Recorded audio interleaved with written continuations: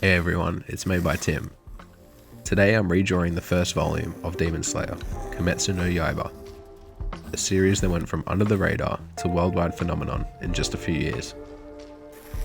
I'm still using the same 90 pack of Arrtx alcohol markers, which means I'm working with a pretty limited color palette. It makes things tricky, but we'll make it work. While I draw, I'll also be talking about Demon Slayer itself. Koyohara Gotoge's background, the manga's art and story, what the anime did differently, and how I feel about the series overall. Let's dive in. The cover of Volume 1 is deceptively complex. You've got Tanjiro protecting Nezuko in this really intense pose, sword across the page, dynamic lighting, lots of overlapping elements that make the composition a challenge. I started by mapping out a 20cm by 30cm grid, just to match the proportions, blocking in major shapes with a 4H pencil. It helps not to get lost in the details too early. Once I was happy with the base, I moved on to a 2B pencil for stronger lines. Getting Tanjiro's face right was the biggest hurdle. It has to show a lot of determination, not just aggression. If you mess up one curve in the eyebrows, it's suddenly furious instead of protective. I didn't want to trace over the cover or copy it mechanically. I'm trying to absorb the energy and redraw it honestly with my hand and not just my eye. I first came across Demon Slayer before the anime dropped. The art style wasn't flashy, but something about the opening hit me. The idea of a boy carrying his sister on his back, fighting through grief, that struck. It reminded me more of the older shonen series, where emotion came first, and power systems came second. It felt smaller in scope, but more human. And then when the anime aired in 2019, it exploded into the mainstream. It wasn't just anime fans talking about it, casual viewers were tuning in, getting invested, and suddenly Demon Slayer was everywhere. It crossed over in a way very few shonen series do. Let's talk about Gotoge. Koyohara Gotoge was born 5th of May 1989 in Fukuoka Prefecture, Japan. Before Demon Slayer, they published a one-shot called Kagari Gari, which was far more horror-focused, gritty, violent, kind of like Tokyo Ghoul vibes. Gotoge is famously private, no public photos, and they'd often draw themselves as a rice ball or a crocodile in Jump's author notes. They describe themselves as quiet, shy, and hyper-focused on deadlines. But here's the interesting bit. When Gotoge pitched the original idea of Demon Slayer, it just wasn't accepted as is. Their editor suggested a big shift, adding the Demon Slayer corpse, swords, and the Taisho era setting. That turned the idea from decent into gold.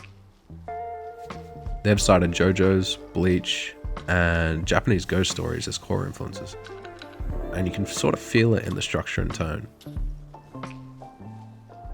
Gotoge's art is divisive, and that's what gives it personality. Early volumes feel hand-drawn in the truest sense. The panels are often packed tightly, and the character anatomy isn't always perfect. But when the emotions hit, they hit. The action scenes aren't always easiest to follow either, but the feeling behind each strike carries through. You can tell Gotoge is thinking more like a storyteller rather than a traditional artist. By the time you get to the later arcs, like the Infinity Castle, the art levels up big time. Cleaner layouts, more negative space, better line weight. You can see Gotoge is growing in real time, and that's honestly one of the coolest parts of reading the whole series. Let's talk color. This was a mess in the best sort of way.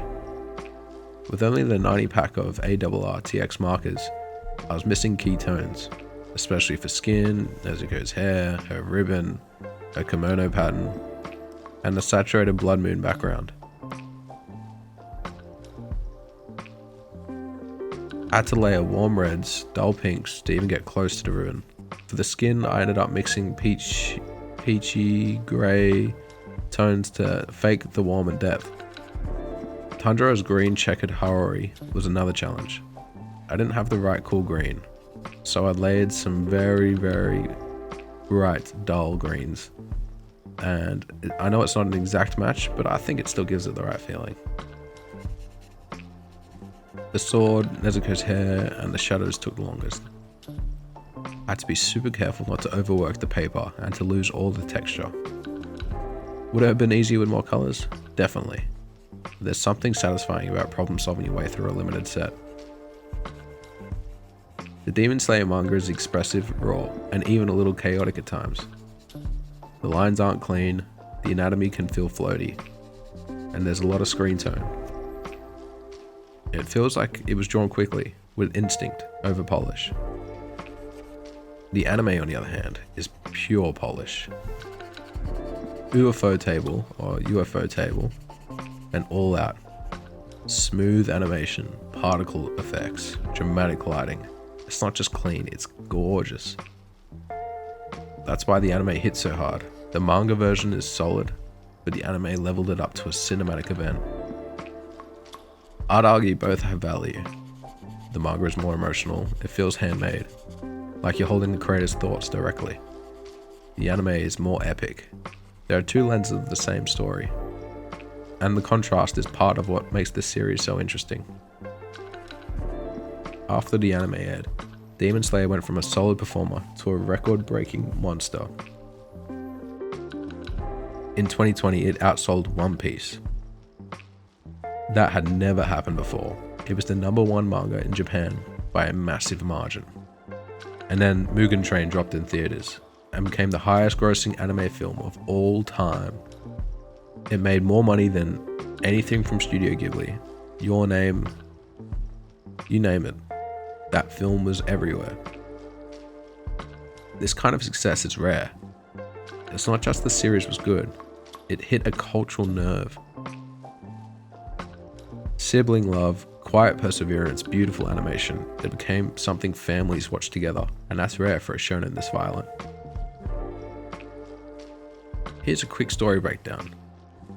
Tanjiro Kamado lives a peaceful life, selling charcoal with his family.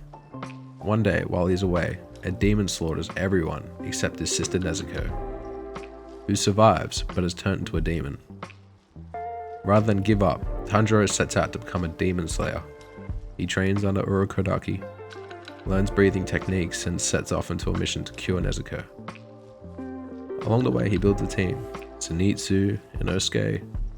He encounters the Hashira, Upper Moons, and eventually Muzan Kubutsuji himself. The final arc wraps up the story in volume 23. Tight, emotional, and honestly finished. No dragging, it respects your time. So what's my verdict? C tier. Before you come at me in the comments, let me explain. Demon Slayer is great.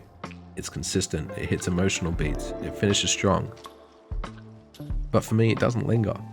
I didn't finish the final volume and sit in silence for like an hour like I did with Berserk or Monster. It didn't change how I feel about manga or storytelling. Some of the characters feel underused, some arcs move too quickly, and while I respect Gotoge's art style, the panel flow can feel a bit muddy. That said, it's a fantastic entry point for new readers. It's complete, it's heartfelt, it deserves the praise. It's just not my personal top tier. So here's the final result: Gotoge's original versus my redraw. It's not perfect, and the limited markers definitely kept me on my toes, but I'm happy with how it turned out. The emotion is there, the shape holds up, and honestly, just spending time with this cover made me appreciate the series more. Let me know what manga cover I should tackle next, and drop your Demon Slayer rankings in the comments. Where does it sit for you? If you enjoyed the video, drop a like, subscribe. I'm a small channel and it really helps me grow and reach new audiences. I also live stream every Monday, Wednesday, Thursday, and Sunday. So if you want to hang out while I draw, ask questions, I would love to see you there. Thanks so much for watching. I'll see you in the next one.